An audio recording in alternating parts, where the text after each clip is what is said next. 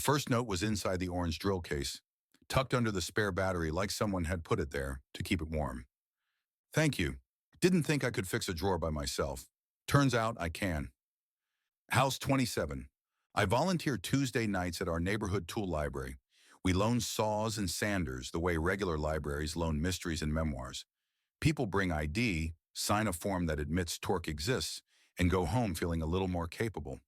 It started as a way to keep useful things out of closets, then turned into the quietest party I've ever attended. We call it bench hours because the name makes people think they already know what to do with their hands. The drill case had been out a week, orange plastic, stickers from other lives. I held the note for a second longer than necessary, then slid it into the little folder where we keep manuals and warranties. On impulse, I added a half sheet, laminated because I've learned to respect coffee, titled Quick Wins for Wobbly Houses. It listed three things. 1. Pre-drill if you love your wood. 2. A shim can solve more than you think. 3. You're allowed to stop and breathe. I signed it Tuesday desk because my name didn't matter as much as the hour. The next day, the drill came back with a new card in the folder, a before and after of a kitchen drawer, printed on cheap paper. In the after, the handle sat level like it had made peace with gravity. On the back, pre-drilling feels like cheating. It's not. A small doodle of a triumphant screw. I started finding notes everywhere. A strip of blue painter's tape inside the orbital sander case. This one hums if you whisper nice words to it first. A grocery receipt tucked into the jigsaw box with cut on the waist side. Learned the hard way. Someone had sorted router bits into old film canisters and labeled them with a kindergarten teacher's patience. Round over, chamfer, don't panic. I sorted donations and answered questions. People were braver than they believed, and we were there to confirm it. One man borrowed a stud finder and brought it back 2 days later with a bag of cookies and a story about finally getting his TV on the wall without holding his breath. A teenager learned how to use a coping saw with a concentration I usually only see on surgeons. A retired mail carrier stared down a tile cutter until it blinked first. House 27 kept writing. Their handwriting had the tidy corners of someone who measures twice. They signed returns with tiny sketches, a little wedge next to a shim, a pipe with a smile when a leak ended. Once, they left a handful of neatly cut cedar shims in the returns bin with a note for the next slopey floor. I put them into a jar on the counter and labeled it Courage Thin. A pattern emerged. Tuesday night, I'd shelve a tool and add a comment card. Wednesday morning, the card would come back with an answer, like I'd shouted into a canyon that actually wanted to talk. We never wrote names. We didn't need them to get a drawer to close. Bench hours spilled out of the building sometimes.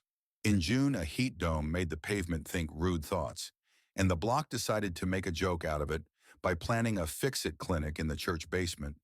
Fans pointed at the tables, extension cords coiling like snakes that had agreed to be civilized.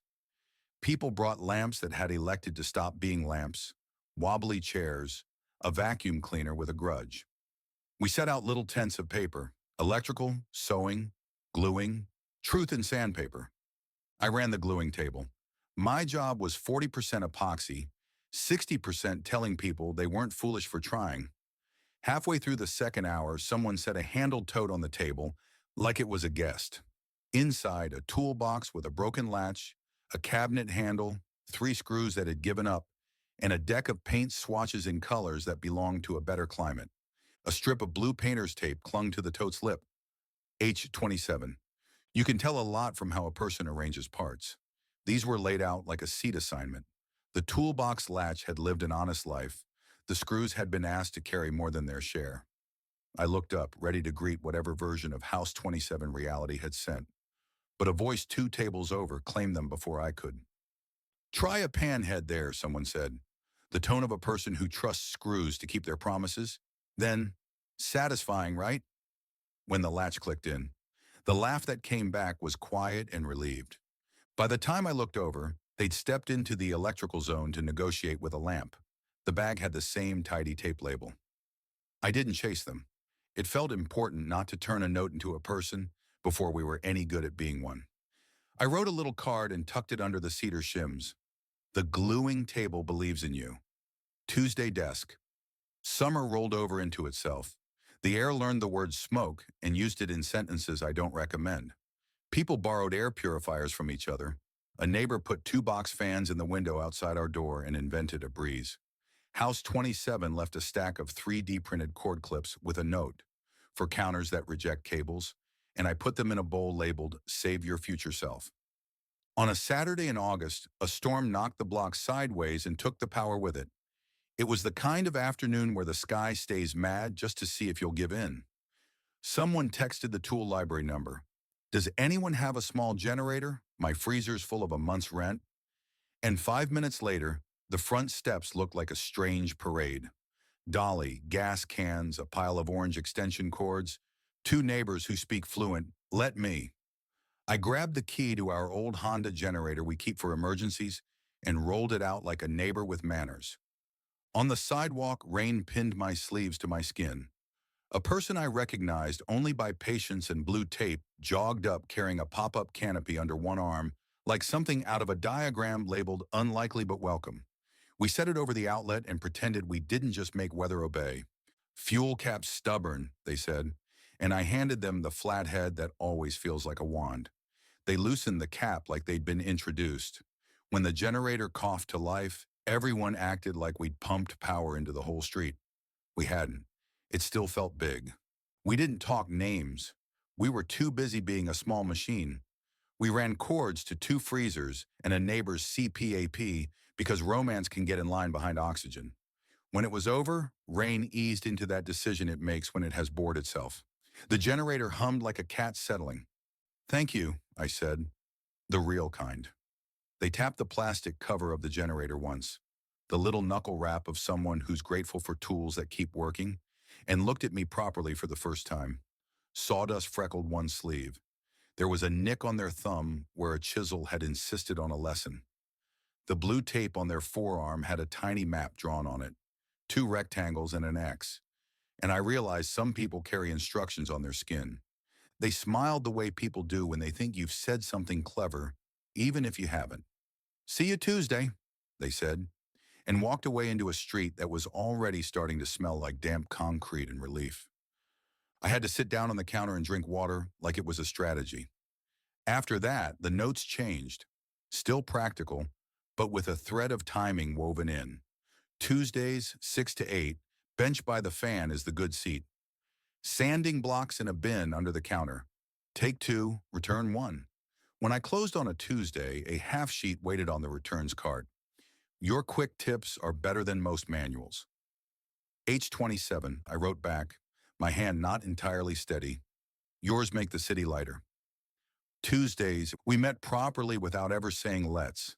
The block association planned a porch build for a neighbor who couldn't navigate their front steps anymore. Saturday, 9 a.m., everyone with a drill, a saw, or a willingness. Bench hours turned into field hours. We worked in the kind of silence that belongs to sunblock and impact drivers. The porch started as a pile and turned into a shape. Age 27, now a person with a face I admired more than was strictly necessary, cut stringers like they'd been practicing on spare geometry. I held the work while they drove screws. They held the beam while I made decisions about level that would haunt me if I got them wrong. We learned each other with nouns first: wedges, clamps, joists, flashing. We graduated to verbs that felt like promises: hold, mark, breathe, check. At lunch, someone showed up with a cooler that claimed to be neutral in the cola wars. We sat on the half-finished porch with paper plates and let the neighborhood look like a movie with a good budget. That was the first time I heard their name. It fit. Mine did too when they said it. We didn't trade stories. We traded sunscreen. It felt even more intimate. When the porch passed inspection, the inspector wore a smile like they don't get enough days like this. I found a new note in the drill case. We build on Tuesdays now? I wrote on the back. We built already. Let's keep doing it. We kept going. October arrived with its peculiar optimism. The air strengthened. The light decided it had taste. We hosted a Saturday lamp amnesty and fixed 15 lights and one person's opinion of their own competence. A teenager brought in a skateboard and left with a deck that no longer tried to throw them as a joke. House 27 set up a sharpening station and tuned kitchen knives until a line of neighbors formed, trading recipes while they waited. I learned the texture of their laugh and the way they stand when they're thinking. Weight on the left, hand on the back pocket, eyes on the middle distance of the nearest problem. They learned I hum a specific two notes when screws bite properly.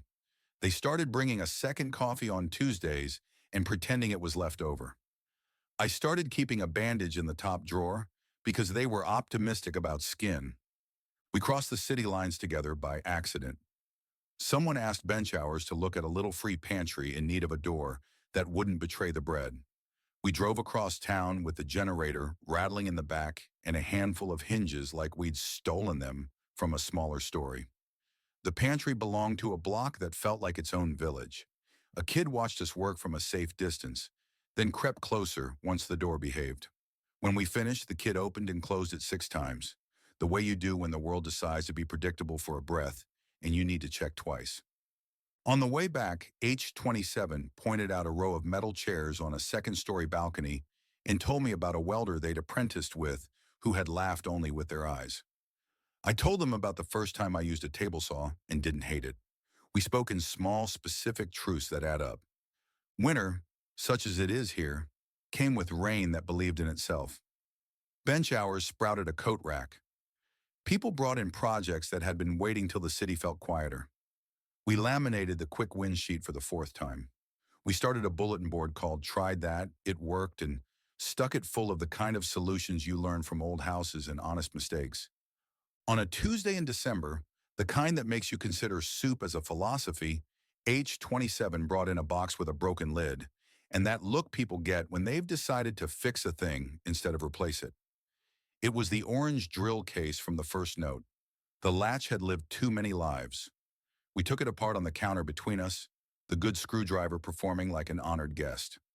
While we worked, the room did what rooms do when they've learned to trust their own joints. A neighbor came in, returned a miter saw with a story about crown molding. Someone else borrowed a heat gun to convince paint to agree.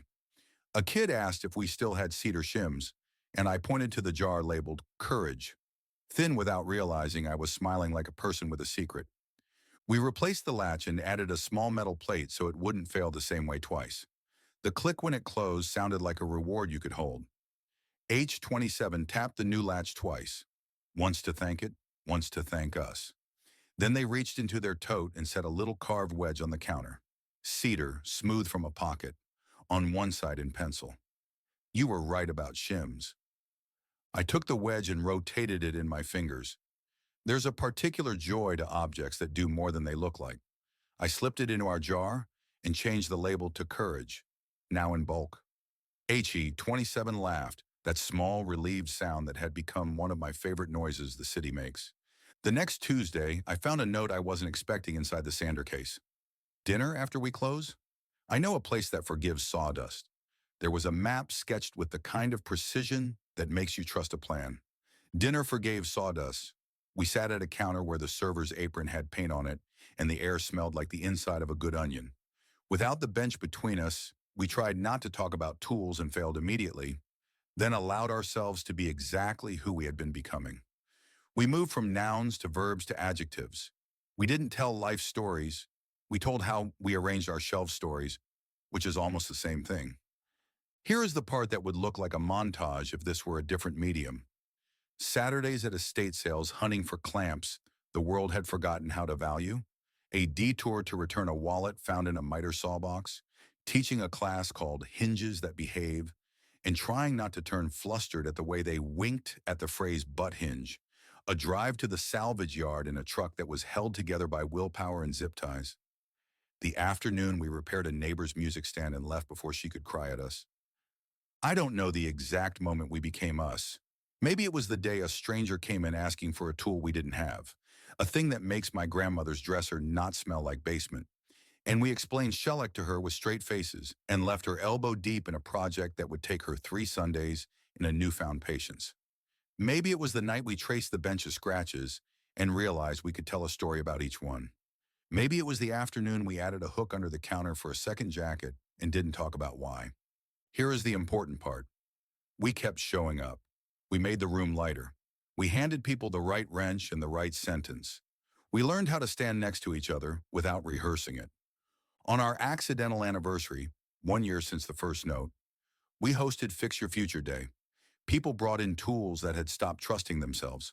We replaced cords, sharpened blades, cleaned filters, tuned machines. The orange drill case drifted through the room like a small planet, now with a latch that believed. At closing time, H27 and I sat on the bench, legs knocking, the counter a soft mess, the jar of shims down 2 wedges. They reached into their bag and handed me a folded piece of blue painter's tape. Inside, a key. Workshop, they said, and I realized I had already known the shape of that invitation. Tuesday, I said, because it's the day of the week that has become a verb for everything that matters. Some love stories are chandeliers and orchestras. Mine is a drawer that closes, a porch that doesn't argue with knees, a wedge of cedar that turns a slope into a surface. It's the hum of a generator under a borrowed canopy, the murmur of a room understanding what a bench is for, the click of a latch we fix together.